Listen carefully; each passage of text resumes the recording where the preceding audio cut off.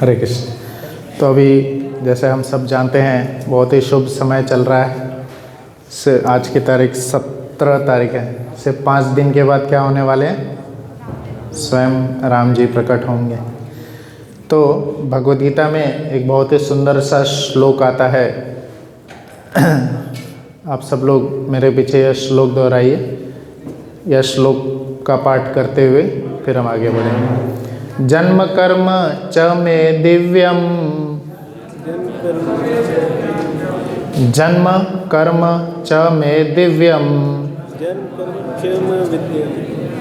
एवं यो वेति तत्वतः तत्वतः त्यक्त्वा देहं पुनर्जन्म न इति मामिति स अर्जुन।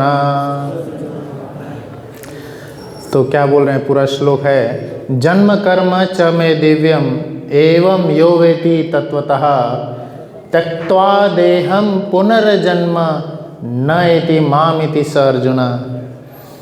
अर्जुन को कृष्ण चौथे अध्याय के 9वें श्लोक में बोले, भगवद गीता के चौथे अध्याय का 9वां श्लोक है कि कृष्ण सीधा बता रहे हैं जन्म और कर्म, जन्म कर्म च में दिव्यम। हम जो कृष्ण के जो जन्म और कर्म हैं, में मतलब कौन है? कृष्ण के। कृष्ण के जन्म और कर्म दोनों बहुत ही ज़्यादा दिव्य, उसको समझना बहुत ही ज़्यादा मुश्किल है, हमारे तो बस की बात ही नहीं है।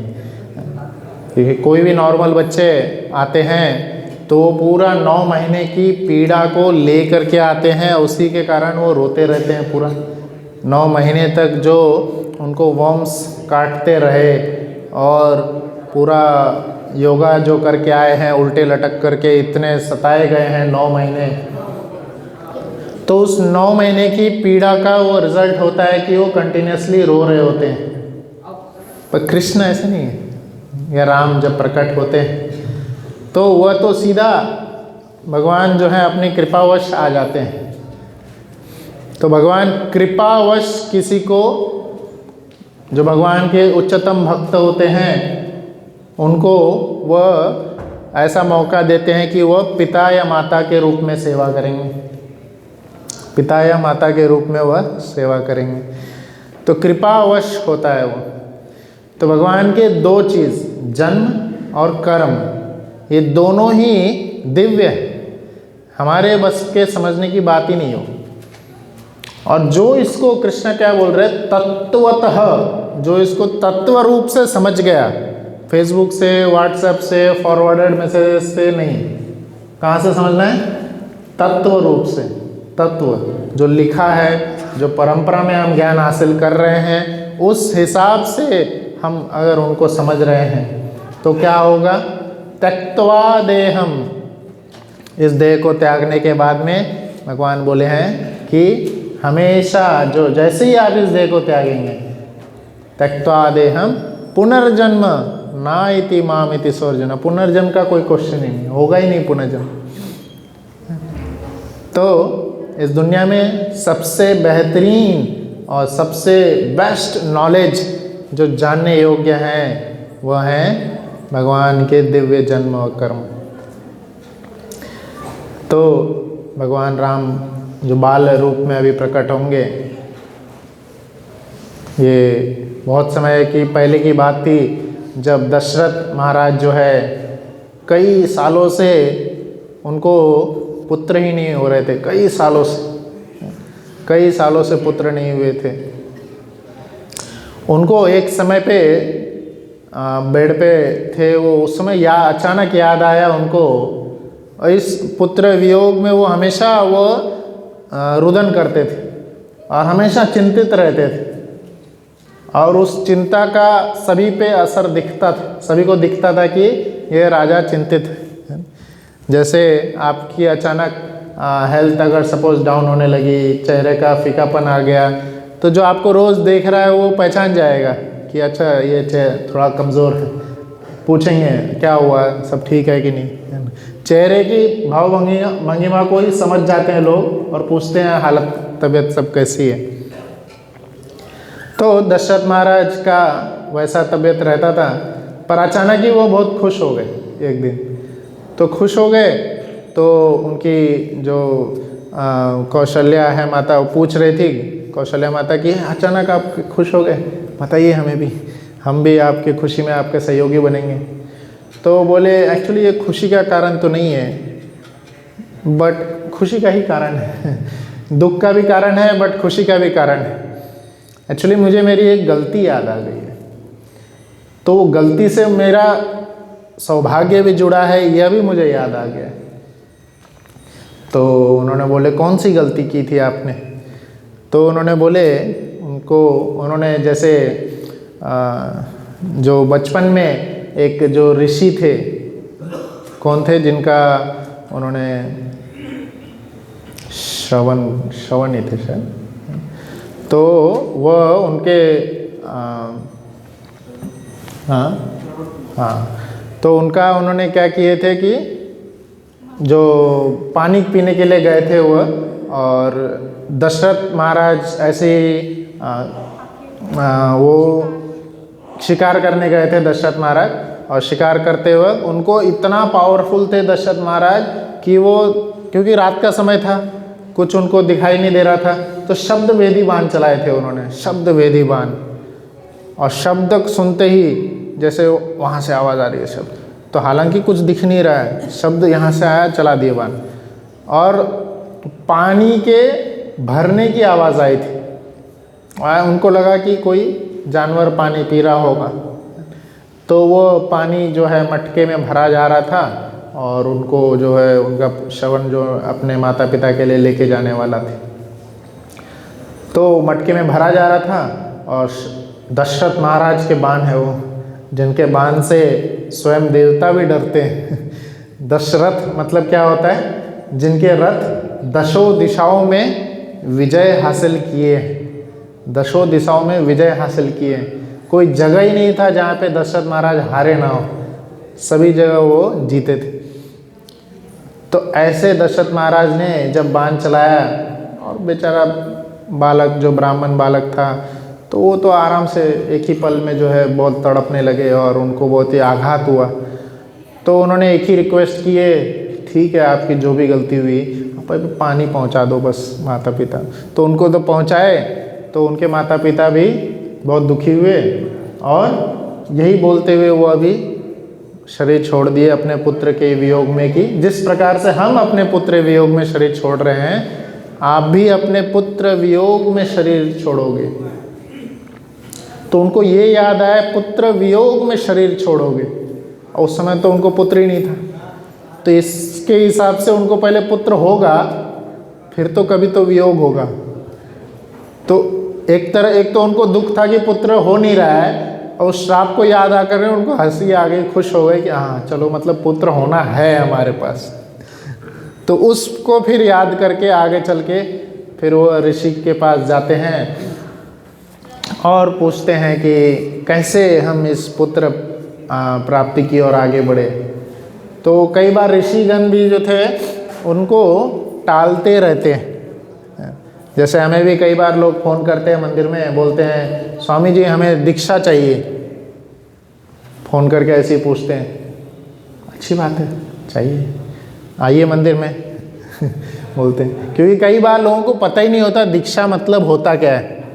दीक्षा मतलब होता क्या है, लोगों को लगता है कि मंदिर में जाएंगे, बहुत अच्छा चीज़ होगा, कुछ तो दीक्षा नाम की चीज़ होगी, ले लेंगे, आ जाएंगे। तो हमें पता ही नहीं होता दीक्षा क्या चीज़ है, उसके लिए किस तरह से हम क्वालिफाइड हो सकते हैं, क्या क्या उसकी क्वालिफ़िकेशंस है, उसके लिए हमें क्या करना होगा, हमें पता ही नहीं होता है। और जब हम जान लेते हैं, स्वामी जी आप अपने पास ही रखिए हम कहीं और आते हैं, बाद में आएंगे। दीक्षा जो है इनिशिएशन बोला जाता है उसको, है ना, इनिशिएशन, वो स्टार्टिंग ही है, स्टार्टिंग ही है, पूरे जीवन की एक संकल्पना का एक स्टार्टिंग है वो।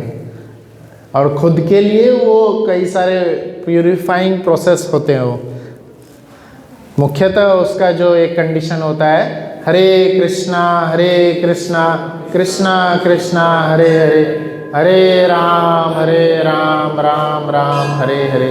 इन महामंत्र का 16 बार 16 माला जो होती है 16 माला जप करना। तो जब तक गुरु को लगता नहीं है कि हाँ ये सही में क्वालिफाइड हो गया है, तब तक गुरु भी टालते हैं, ठीक है बाद में आओ, बाद में आओ। एक बहुत ही अच्छी स्टोरी भी आती है उसी से रिलेटेड कि एक बार एक शिष्य थे, वह बार बार गुरु से जाके पूछ रहे थे इसी दीक्षा के लिए। पहले के समय में आजकल के जैसा नहीं होता, पूर्ण रूप से जब गुरु को यह पता नहीं चल जाता था, गुरुकुल में ऐसा ही सिस्टम होता था, गुरु को विश्वास नहीं हो गया कि शिष्य काबिल हो गया है, तब तक गुरु आगे बढ़ाएंगे ही नहीं। ऐसा नहीं है कि रट्टा मार के गए, एग्ज़ाम में लिख दिए, कैसे भी करके लिख दिए, एग्ज़ाम पास, हम अगले स्टैंडर्ड में पहुंच गए, ऐसा नहीं है। अगले दिन ही उस जो पेपर आज दिए हैं उसी पेपर का अगले दिन क्वेश्चन पूछ ले, 0 मार्क्स आएगा, कुछ याद नहीं रहेगा। तो ऐसा नहीं होता, जब तक गुरु को विश्वास नहीं हो जाता कि शिष्य काबिल हो चुका है। तो एक बार एक शिष्य की परीक्षा ले रहे थे और उस शिष्य को बोले थे कि आप नम्रता की परीक्षा ले जा रहे थे, आप नम्र बनो। बहुत ज़्यादा अहंकारी था वो, बहुत ही ज़्यादा अहंकारी। तो उनको दूसरे जगह पे भेजे थे। एक पद्म पुराण की यह कहानी आती है, गांव में ही रहते थे वो। तो वह शिष्य हर घर में जा जा करके भिक्षा मांगता था। उसने खुद से ही यह टेक्निक निकाला कि चलो इस बहाने में नम्र बनूंगा, जब सबसे मैं भिक्षा मांगूंगा तो भिक्षुक का स्थान नीचे होता है, भिक्षुक का स्थान नीचे होता है, तो सभी से जब मैं भिक्षा मांगूंगा तब ऑब्वियसली मैं नम्र बन जाऊंगा। तो मैं सोचूंगा ही नहीं कौन बड़ा है कौन छोटा है, कौन किस जाति का है, कौन काला गोरा, सब मैं सबसे भिक्षा मांग रहा हूँ। तो सबसे नम्र हूँ मैं, सबसे ठाकुर जी की सेवा के लिए, गुरु की सेवा के लिए भिक्षा मांग रहा हूँ। तो ये सबसे नम्र पोजीशन हो गया। तो मांगते मांगते पर सब जगह मांग रहे थे, पर गुरु सब जानते हैं, गुरु तेने ब्रह्म हृदया आदि कवये मोह्यन्ति यत सूर्यया तेजो वारिमिदम यथा विनिमयो अत्र स्वर्ग विशेष है। तो क्या बोले जाते हैं कि कृष्ण जो है गुरु के माध्यम से, गुरु के हृदय में ही सभी ज्ञान भरते हैं और गुरु को सब पता होता है, आध्यात्मिक लेवल से हमारी क्या प्रगति चल रही है सब पता होता है। तो कितना भी वह भिक्षा मांग रहे थे, गुरु संतुष्ट नहीं हो रहे थे। तो वह शिष्य जो है बार बार अपने आप को फिर एनालाइज करते आ रहे थे, क्या हुआ क्या है, गुरु क्यों नहीं मान रहे हैं, क्यों नहीं मान रहे हैं। तो एक्चुअली क्या था, उनके बचपन का एक दोस्त था जिससे उसकी कभी नहीं बनती थी और वह भी उस गांव में रहता था, उससे वह भिक्षा मांगने कभी नहीं गया था, कभी भी नहीं। हालांकि बहुत अमीर सेठ हो चुका था उस समय तक में, तो उससे भिक्षा मांगने वो हर बार उसके घर को वो छोड़ देता था, अवॉइड कर देता था, उस गली में भी नहीं जाता था, बाकी पूरे गांव भर में मांग लेता था। और ये कहीं ना तो कहीं से गुरु उनको पता चल गया था। तो ये तो एक अभिमान रह ही गया था। तो जब गुरु नहीं बता रहे थे, वो उसने खुद ही एनालाइज किए, गुरु सिर्फ टाल रहे थे बाद में। और जब उसने खुद ही एनालाइज करके पता किया कि हाँ चलो शायद इस एंगल, इस वजह से टाला जा रहा होगा। तो गुरु कभी हमें डायरेक्टली हमें कमियां नहीं बताएंगे, क्योंकि गुरु चाहते हैं कि आप खुद एनालाइज करें और रेक्टिफाई करें। हमारे जीवन में खुद ही हमें कई बार एनालाइज करना होता है, रोज़ हमें थोड़ा समय निकाल के एनालाइज करिए। तो उन्होंने एनालाइज खुद ही किए और जब वो रेक्टिफाई किए, उसको जा कर के उधर भी भिक्षाटन किए और फिर उसी दिन उनको जो है दीक्षा प्राप्त। तो एक्चुअली मैं इसलिए बताया था क्योंकि स्वयं दशरथ महाराज को भी उनके गुरु कई बार टालते जा रहे थे, हाँ बाद में बताएंगे। और एक समय ऐसा आया तो बोले अब सही समय आ चुका है, अब आप पुत्रेष्ठी यज्ञ करिए, पुत्रेष्ठी यज्ञ संपन्न करिए और अब सही समय जो आया है इस सही समय पे पुत्रेष्टि यज्ञ जब आप करेंगे तो आपको जो भगवत प्रसाद प्राप्त होगा, उसी की कृपावश जो है स्वयं एक बहुत ही दिव्य संतान जो है प्रकट होंगे।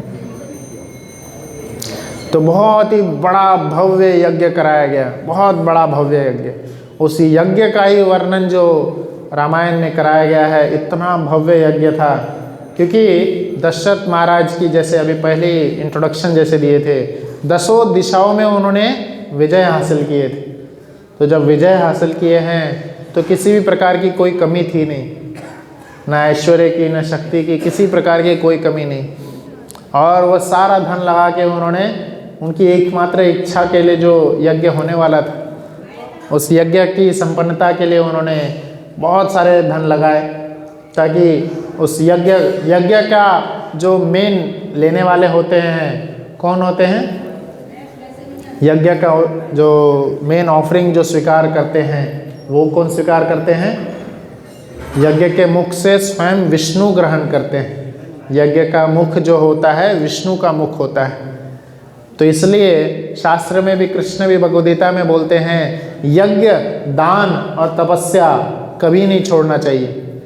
ये पावनानि मनुष्यानि, ये हर समय मनुष्य को पावन करता है, चाहे वो बच्चा हो, बड़ा हो, बूढ़ा हो, हर समय में यज्ञ, दान और तपस्या, यह 3 चीज़ हमेशा करना चाहिए।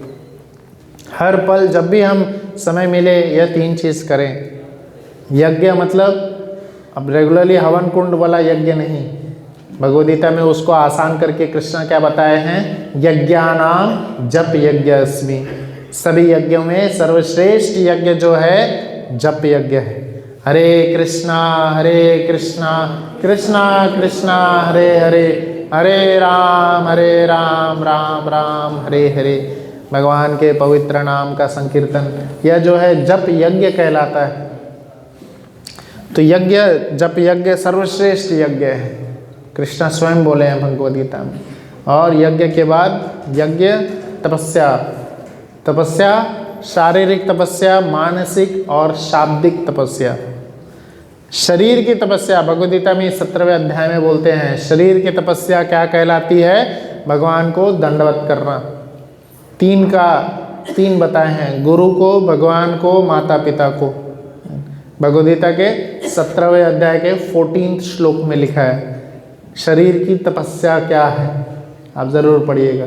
शरीर की तपस्या, गुरु को दंडवत करना चाहिए, माता पिता को दंडवत करना चाहिए, और स्वयं परम पुरुषोत्तम भगवान को भी दंडवत करना चाहिए। ये शरीर की तपस्या है।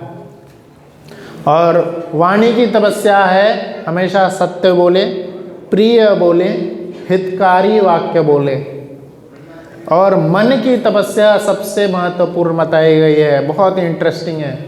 भगवान और कुछ नहीं बोले, मन की तपस्या किस शब्द को बोले हैं? संतुष्ट रहना। संतुष्ट रहना ये मन की तपस्या है। आप में से कितने लोग हैं जो संतुष्ट हैं? संतुष्ट जो है बस कुछ नहीं चाहिए, जितना है भगवान ने दिए हैं काफ़ी है, हो ही नहीं सकते। तो ये क्या है?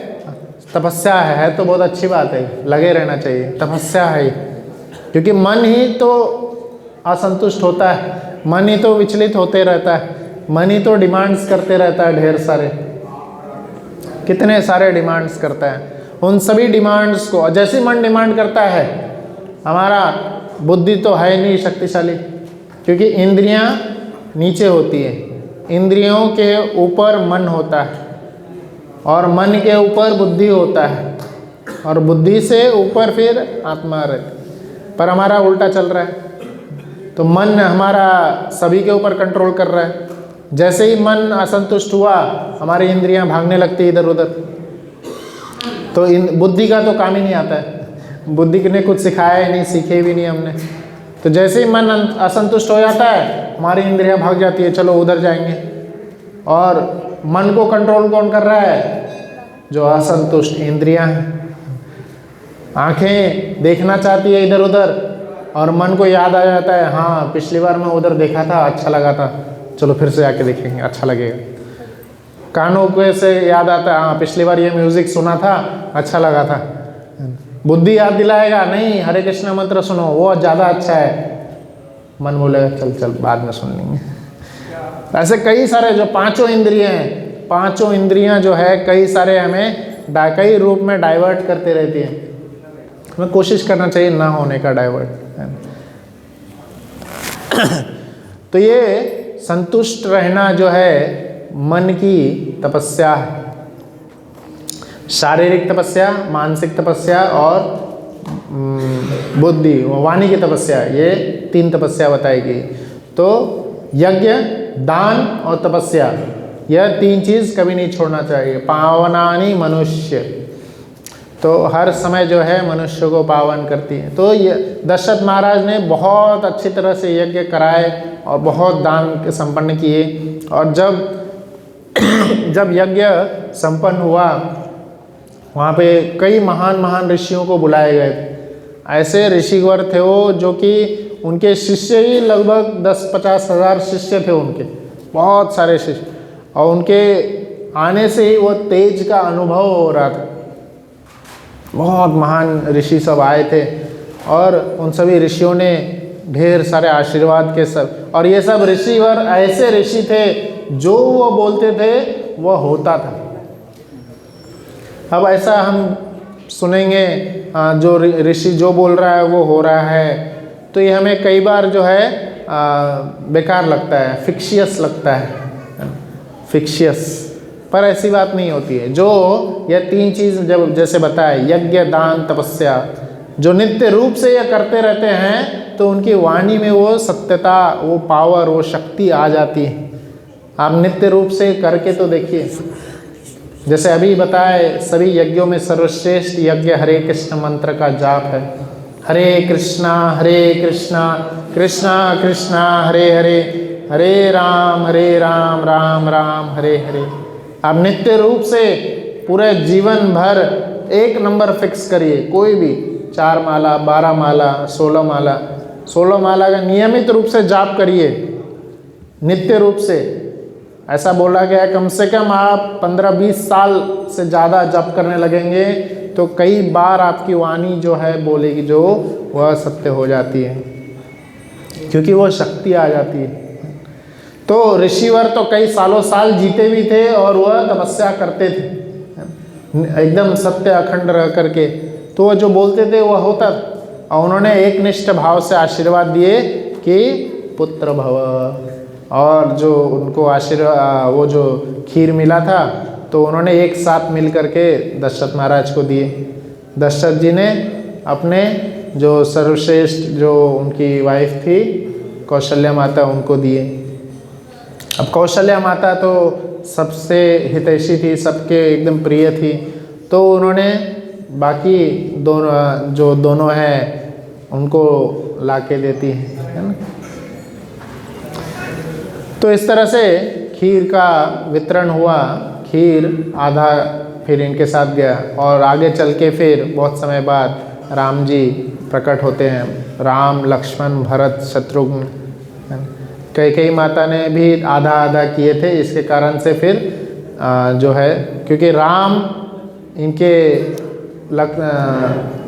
सुमित्रा जो थी उनको आधा मिला था कौशल्या माता से, और फिर कैकेयी को दिए थे, तो सुमित्रा को कैकेयी माता से भी आधा मिल गया।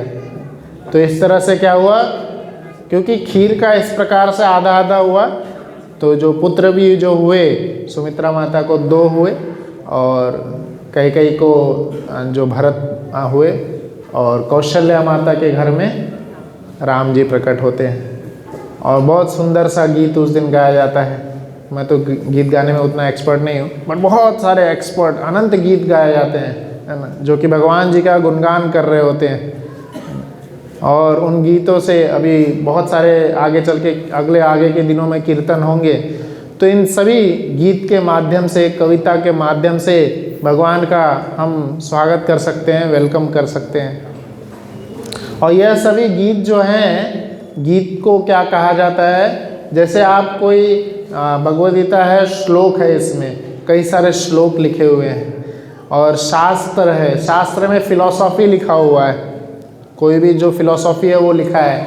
अब इस फिलॉसफी को कई लोग जो जीवन भर अपना रहे हैं, जीवन भर अपना चुके हैं, उन लोगों ने उस फिलॉसफी को अपना लिए हैं। अब उस फिलॉसफी को अपनाने के बाद में जो आनंद आ रहा है जीवन में, उस आनंद को गीत के रूप में प्रस्तुत किए। पहले तो फिलॉसफी पढ़ना है, उसको जीवन में अपनाना है और आनंदित रूप से अपनाना है, और तभी वो एक आनंद भरा गीत आएगा, और वो गीत जो है सभी को पवित्र करेगा। और उस गीत से जो है भगवान जी का स्वागत हो रहा था। तो इस तरह से पूरा अयोध्या जगमगा गया। बहुत सारे स्टोरीज़ हैं। एक छोटा सा एक और स्टोरी आता है। एक बार क्या हुआ था, राम, लक्ष्मण, भरत और शत्रुघ्न छोटे थे बाल रूप में, तो सबको जैसे पालना होता है, सबको अलग अलग पालना में रखा गया था।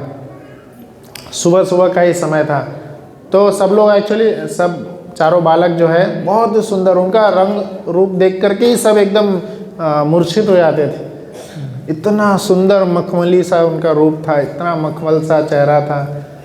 तो रात में तो माताएं उनको ऐसे ही रख के सो गई थी, पर जैसे ही सुबह उठे बालक, चारों बालक उठते ही रोने लगे।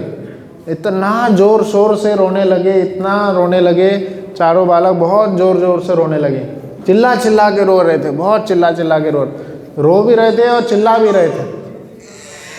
तो बहुत कष्ट के बाद में बहुत आगे सब लोग बोल रहे थे, कुछ प्रयास कर रहे थे, कुछ गीत गा रहे थे, शांति नहीं हो रहे थे। चारों बालक में से कोई शांत नहीं हो रहे थे। फिर पहले के समय में जैसे जैसे घर में कुछ प्रॉब्लम होता था, किसको बुलाते थे? कोई ऋषि को बुलाएंगे, कोई मुनिवर को बुलाएंगे, उनसे पूछेंगे, सलाह लेंगे। गूगल गुरु से नहीं सहायता लेते थे, या डॉक्टर फैमिली गुरु जो है, फैमिली डॉक्टर गुरु से सहायता ली जाती थी। तो वशिष्ठ उनके कुलगुरु थे, वशिष्ठ जी को बुलाया गया। तो वशिष्ठ जी क्या बोलते हैं, बहुत सुंदर सा सलाह देते हैं कि इनका जन्म जिस रूप में हुआ और जो जिनकी सेवा कर रहे हैं उनको आसपास में रखिए और ये आराम से संतुष्ट रहेंगे। तो क्या किए उन्होंने, जो लक्ष्मण जी का पालना था राम जी के पास में रखे, और शत्रुघ्न जी को पालना था वह भरत जी के पास कर दिए। पर फिर भी उनका रोना बंद नहीं हुआ। ऐसा करने से क्या हो गया था, चिल्लाना बंद हो गया था। चिल्ला नहीं रहे थे, अब वो रो रहे थे, धीरे धीरे करके रो रहे थे।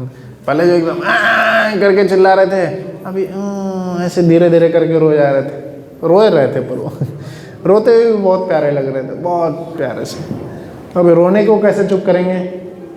फिर वशिष्ठ जी बोले, नहीं नहीं ऐसे नहीं मानेंगे, दोनों साथ में आके ही मानेंगे।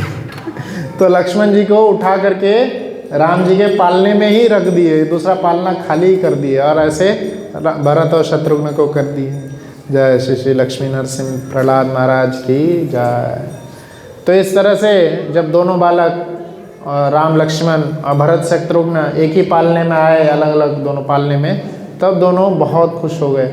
हालांकि दोनों कंजस्टेड थे, पालना तो एक बालक के लिए था, बट दोनों एक दूसरे के साथ में होने के कारण हमेशा खुश थे। दूसरा पालना खाली था, बट एकदम खुश थे वो, है ना। क्योंकि लक्ष्मण जी कौन है, वह हमेशा सेव्य भाव में है। तो सेवक जो है, हालांकि दुनिया की नज़र में वो क्या है, बालक हैं, पर वह हमेशा जो है अपने चेतना को नहीं भूले। तो जैसे ही वो अपने गुरु से दूर रहते हैं, अपने मालिक से दूर रह रहे होते हैं, वो रोने लगते हैं। और कई बार ऐसा हुआ है, कई बार ऐसा आगे भी उनके लीलाओं में दिखता है। तो राम और लक्ष्मण हमेशा साथ दिखते हैं, हमेशा एक दूसरे की सेवा करते हुए मिलेंगे, हमेशा। और भरत और शत्रुघ्न। तो इसलिए हमें यह समझना चाहिए कि हमेशा जो है मालिक जो है हमारे हैं, हम सब के मालिक कौन हैं, भगवान कृष्ण हैं, राम हैं। हमेशा उनकी सेवा में रहिए, हमेशा उनके पास में रहने का प्रयास करिए।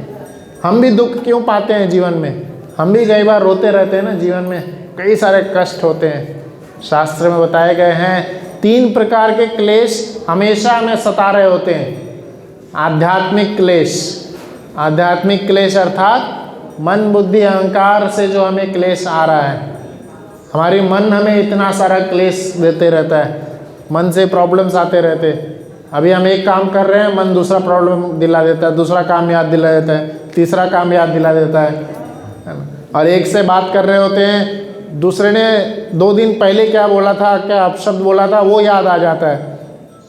तो मन इतना सारा चीज़ हमें याद दिलाते रहता है और इतना हम परेशान होते रहते हैं। यह क्या है? आध्यात्मिक क्लेश है, आध्यात्मिक क्लेश। फिर आदि दैविक क्लेश आता है। आदि दैविक क्लेश मतलब देवताओं के द्वारा जो क्लेश, जैसे कि सुनामी, अर्थक्वेक, ऐसे बहुत सारे। और आदि भौतिक क्लेश, आदि भौतिक दूसरे जीवात्माओं के द्वारा, दूसरे जीवात्माओं के द्वारा। दूसरे जीवात्मा कोई भी हो सकते हैं, चाहे मनुष्य हो या कोई कीट पतंग हो, मच्छर हो। इतने सारे क्लेश तो हमें पहले से सता रहे होते हैं। अब ठंड में हम पहले से इतने परेशान हैं, बट हम ईर्ष्या द्वेष से और खुद को और ज़्यादा परेशान कर रहे होते हैं। ठंड में एक जगह पे एक व्यक्ति बता रहे थे, एक ऑफिस में उनके 2 लोग आपस में इसलिए झगड़ रहे थे क्योंकि ऑफिस में कुछ अप्रेजल मिल रहा था। वो अभी जनवरी फरवरी का समय चल रहा है, तो उनको नहीं मिला, उनका नंबर नहीं आया है, तो बहुत बड़ा हंगामा हो गया था उनके इधर। तो उस बात पे वो झगड़ा कर रहे। तो मैं वही शास्त्र की वाणी याद आ रही होती है। पहले ही हम इतने रो रहे होते हैं, है ना। हर पल जो प्रकृति हमें रुला रही होती है ना। शास्त्र में तो एक बहुत सुंदर वर्णन आता है, जो अगर नहीं रो रहा होता है ना, उसको इवनली फ्राई किया जाता है, अच्छे से और रुलाया जाता है, अच्छे से रुलाया जाता है। कैसे रुलाया जाएगा? शास्त्र में हमें किस रूप में कंपेयर किया गया है? पकोड़े से कंपेयर किए हैं, पकोड़े से। जो अच्छा कुक होता है, वो कुक पकोड़े को किस तरह से तलता है? आप अगर पकोड़ा तले होंगे तो कैसे तलता है पकोड़ा को? सब तरफ से, है ना। उसको लग रहा है हाँ चलो इधर काला हो गया, पूरा पलटा देगा, हाँ तू क्यों बचेगा, पिछला वाला साइड भी उसको लग रहा है कि साइड वाला से अगर नहीं हुआ है उसको भी तलेगा, पूरा नहीं, अगर नहीं हुआ पूरा तेल में डुबा देगा पूरा डुबा देगा, और पूरा डुबा करके फिर तेल से निकाल करके ऐसे रखेगा। जब तक कुक को विश्वास नहीं हो जाता कि पूरा पकोड़ा फ्राई हो चुका है, तब तक वो उबलते खौलते तेल में डुबा के रखेगा वो। उसी तरह शास्त्र में बताया गया है, वो हमारे इस भौतिक जगत में कुक कौन है? समय।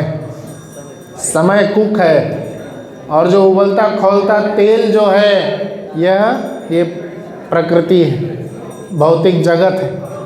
और इस भौतिक जगत में हमें इतने कष्ट दिए जाएंगे, इतने कष्ट दिए जाएंगे, और जिस एंगल से बच रहा होगा समय हमें पलटा देगा, उस एंगल से कष्ट दिलाएगा।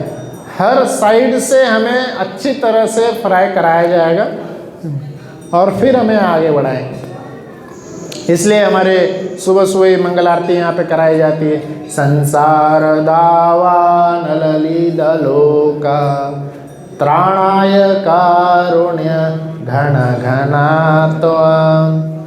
संसार क्या हो रहा है? दावानल है, ये जल रहा है, जलते जा रहा है। दावानल अग्नि के जैसा जलते जा रहा है, हर एक जगह जल रहा है, कोई एक पर्टिकुलर प्लेस नहीं, एवरीवेयर। संसार दावानल लोका त्राणाय कारुण्य। उसको जब एक फॉरेस्ट फायर होता है, जब सब जगह जंगल की तरह आग लगती है, तब उसको नॉर्मल जग का पानी या बकेट का या ड्रम भी डालेंगे तो भी वह बुझाया नहीं जा सकता। उस अग्नि को कैसे बुझाया जा सकता है? जब तक ऊपर से पूरी बारिश नहीं होगी, ऊपर से स्वयं इंद्र भगवान जब तक कृपा नहीं करेंगे, जब तक बारिश नहीं होगी, तब तक इतनी बड़ी अग्नि को शांत नहीं कराया जा सकता, अग्नि को जो है बुझाया नहीं जा सकता। तो इस तरह से उस अग्नि को बुझाने का एकमात्र तरीका है कि स्वयं इंद्रदेव जब कृपा करेंगे। और इंद्रदेव की कृपा को क्या बोला गया? कारुण्य। संसार दावा नललीद लोका तारा कारुण्य घन घना त्वम, घन घन जो बारिश होगी तो वह कौन करते हैं? गुरुदेव करते हैं अपनी कृपा के जरिए। सुबह का मंगल आरती का जो दर्शन होता है, जब भगवान एकदम सौम्य रूप में होते हैं, बहुत सुंदर सा सौम्य रूप में जब दर्शन देते हैं, उस रूप में भगवान जी का दर्शन प्राप्त करना, है ना। शास्त्र में तो इवन ये बताए गए हैं, वो आंखें ही बकवास है। वो आंखें जो भगवान का दर्शन नहीं कर रही होती है, सिर्फ इस भौतिक दुनिया का दर्शन कर रही होती है, वो आंखें जो है नर्क के समान है। हम happy new year, good morning, good evening इतना सब लिखते हैं, पर वो समय शुद्ध तभी होगा, वह मुहूर्त पवित्र तभी होगा जब भगवान का दर्शन होगा, भगवान का दर्शन होगा। कुछ लोग ऐसे बोल रहे हैं कि वो जगह पवित्र नहीं है इसलिए वहाँ पे मूर्ति का स्थापना नहीं होना चाहिए। कभी कभी कोई लोग बोलते हैं वो जगह पवित्र नहीं है, या वो जगह पूर्ण रूप से विकसित नहीं हुआ है इसलिए मूर्ति का स्थापना नहीं होना चाहिए। जहाँ राम का स्थापना हो रहा है, जिस पल स्थापना हो रहा है, वो पल पवित्र हो जाता है, वो जगह पवित्र हो जाती है, वो मुहूर्त याद रखने वाला मुहूर्त हो जाता है। तो भगवान राम का बहुत सारे अनंत लीलाएं हैं। हमें भगवान राम का स्मरण किस रूप में करना चाहिए? 4 रूप में उनका स्मरण बताया गया है। कई बार लोग बोलते हैं कि हाँ, उन्होंने भी तो कितना संघर्ष किए, इतना मेहनत करना पड़ा। कई लोग उनको भगवान मानते ही नहीं, तो उनको बोलते हैं कि हाँ, वो भी तो इतना संघर्ष किए। तो कई उनके लिए सिर्फ ये जैसे ये भगवद गीता में भी वर्णन आता है, कृष्णा बोलते हैं कि जो नॉर्मल व्यक्ति होते हैं उनके लिए, जो नास्तिक जैसे होते हैं उनके लिए भगवान मनुष्य जैसी ही लीलाएं करते रहेंगे, मनुष्य जैसी नॉर्मल लीलाएं करेंगे। उनको लगेगा कि हाँ, ये भी तो हमारे जैसे ही हैं, बट समय आने पे एकदम ऐसी लीला करेंगे कि वो बता देते हैं मैं स्वयं परम पुरुषोत्तम भगवान। जैसे जब समुद्र पार करने की लीला आ रही थी तो नॉर्मल इंसान की तरह उन्होंने क्या किए थे, समुद्र से राह मांगे थे कि आप हमें जाने की, उस पार करने की राह आज्ञा दे दीजिए, परमिशन दे दीजिए। जैसे हम भगवान से विनती करते हैं कि ये मेरा मिन्नत है, ये मेरा मुझे ये चीज़ चाहिए, आप दिला दीजिए। भगवान स्वयं भी वैसे ही मांग रहे थे। पर 3 दिन के बाद स्वयं गुरु जो हैं, गुरु की भूमिका में जो हैं स्वयं लक्ष्मण जी आदि गुरु जो है वो आ गए, और फिर वो बोले 3 दिन बहुत हो गया, आप परम पुरुषोत्तम भगवान हैं, है ना। आपने दिखाने के लिए कर दिए, बट आप बोलिए मैं इससे करके लेते। तो राम जी बोले नहीं नहीं। तो फिर जैसे ही फिर राम भगवान उठे, है ना, उनके देखने मात्र से क्या होने लगा था, पूरा समुद्र कांपने लगा था, पूरा समुद्र कांपने लगा था, इतना कांपने लगा था, इतना वो खौलने लगा था कि ऐसा वर्णन आता है अंदर के जो जीवात्माएं हैं कई सारे उसी समय खत्म हो गए थे। इतना उबलने लगा, खौलने लगा, देखने मात्र से ऐसा तीव्र दृष्टि डाले उन्होंने। और उसी दृष्टि से फिर डर के स्वयं समुद्री देवता जो है बाहर आ गए। उनको आंसर देते हैं कि नहीं, आप तो बहुत अच्छा हमें सुखा के भी जा सकते हैं, पर आगे के कई युगों तक आपका गुणगान होते रहे, इसलिए आप क्या करिए, आप हमारे ऊपर पुल बना के जाइए ताकि आपका नाम हर जगह फैलेगा। और नलिन नामक वानर का भी उन्होंने संकेत किए कि इनको आप जो पत्थर देंगे यह आपका नाम लिखने पे फिर नहीं तैरेंगे। तो इसी का एक बहुत सुंदर सा जो उदाहरण है, यह एक और जगह पे मैंने सुना था। जब यह बात सब जगह फैलने लगी कि राम का नाम लिखा हुआ पत्थर तैर रहा है, वो डूब ही नहीं रहा, और जब ये रावण सुने कि अरे हमारा इतना बड़ा शत्रु, रावण तो सब जानते ही थे, पर रावण के राज्य में जब बाकी सब भी सुन लिए तो सब लोगों के मन में एकदम बहुत बड़ा डर सताने लगा। इतने बड़े लोग आ रहे, इतना बड़ा हमारा शत्रु है, इनके नाम मात्र से ही पत्थर तैर रहे हैं, तो वो जब आ जाएंगे तब तो पूरा ख़त्म ही हो जाएगा। तो रावण क्या करते हैं कि रावण बोलते हैं, अरे डरने की क्या बात है, आपको क्या लगता है कि सिर्फ उनके नाम से पत्थर तैरेंगे, मेरे भी नाम का पत्थर तैरेगा, मैं भी तैरा सकता हूँ पत्थर तैराना कौन सी बड़ी बात है।